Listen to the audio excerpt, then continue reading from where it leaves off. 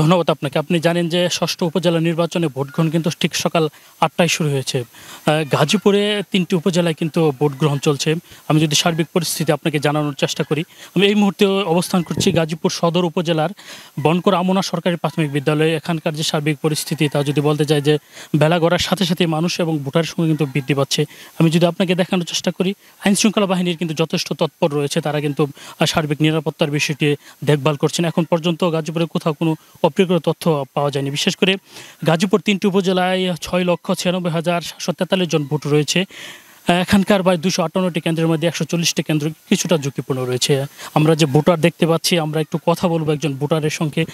যে সার্বিক পরিস্থিতি যে আপনি ভোট দিয়েছেন, কি কেমন ভাবে? না, ভালোভাবে ভোট দিয়েছি, খুব সুন্দরভাবে, কোনো সমস্যা হয়নি। আমরা কথা বলছিলাম যে একজন ভোটারের সঙ্গে, তিনি যেমনটি জানিয়েছেন যে এখন পর্যন্ত তিনি সুন্দরভাবে স্বাভাবিকভাবে যে ভোট দিতে পেরেছেন। সার্বিক পরিস্থিতি গাজীপুর ৩টি উপজেলায় কিন্তু ভোট গ্রহণ এখন পর্যন্ত কোনো ধরনের অপ্রীতিকর ঘটনা ছাড়াই কিন্তু নিরবিচ্ছিন্নভাবে চলছে। এই ভোট গ্রহণ চলবে বিকেল ৪টা পর্যন্ত। এই ছিল গাজীপুর থেকে আমার কাছে সর্বশেষ ভোট গ্রহণের তথ্য।